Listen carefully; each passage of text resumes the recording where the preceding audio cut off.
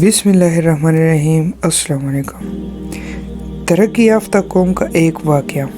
मौलाना मुफ्ती मोहम्मद तकी उस्मानी फरमाते हैं, मुझे कभी जापान जाने का इत्तेफाक नहीं हुआ, लेकिन मेरे एक दोस्त ने एक साहब का एक किस्सा सुनाया कि वो अपनी किसी तिजारत मकसद के लिए जापान गए। वहाँ एक अहम पेशा ताजर ने इन्हें रात के खाने पर दावत दी। जब ये साहब खाने के मुकर्रर वक्त इनके घर पहुँचे तो मेज़बान खाने की मेज़ पर बैठ चुके थे और खाना लगाया जा चुका था। इन साहब को किसी किस्म की तहमीद तलफ़ात के बगैर सीधे खाने की मेज़ पर ले जाकर बिठा दिया गया और खाना फ़ौरन शुरू हो गया। खाने के दौरान बातें होती रही, लेकिन इन साहब ने एक अजीब सी बात ये नोट की कि मेज़बानों के पाँव खाने के दौरान एक ख़ास अंदाज से हरकत कर रहे थे।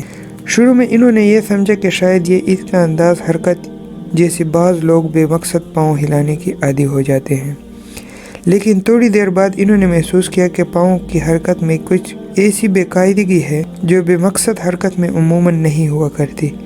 पर आखिर इन्होंने मेज़बानों से पूछ ही लिया और इन साहब की हैरत की इंतहा न रही जब इन्हें यह मालूम हुआ कि दरअसल मेज़ के नीचे कोई मशीन रखी हुई है और वो खाने के दौरान भी अपने पाँव के इस्तेमाल करके कोई हल्का फुल्का काम जारी रखे हुए हैं।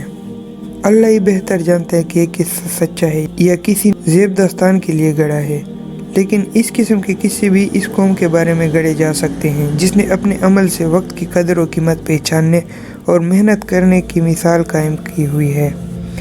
हमारे मुल्क के बारे में इस किस्म का कोई किस्सा झूठ मूठ में भी नहीं खड़ा जा सकता, इसलिए कि हमारा मजमूई तर्ज अमल ये बताता है कि वक्त हमारे नज़दीक सबसे ज़्यादा बेवाक़ियत चीज़ है, और अगर शादी की किसी एक रस्मी तकरीब में शिरकत के लिए हमारा पूरा दिन बर्बाद हो जाए तो भी हमें कोई परवाह नहीं। हमारे चैनल को सब्सक्राइब करके बेल के आइकन को प्रेस करें ताकि हमारे चैनल पे अपलोड होने वाली वीडियो की नोटिफिकेशन आप तक बर वक्त पहुँचती रहे।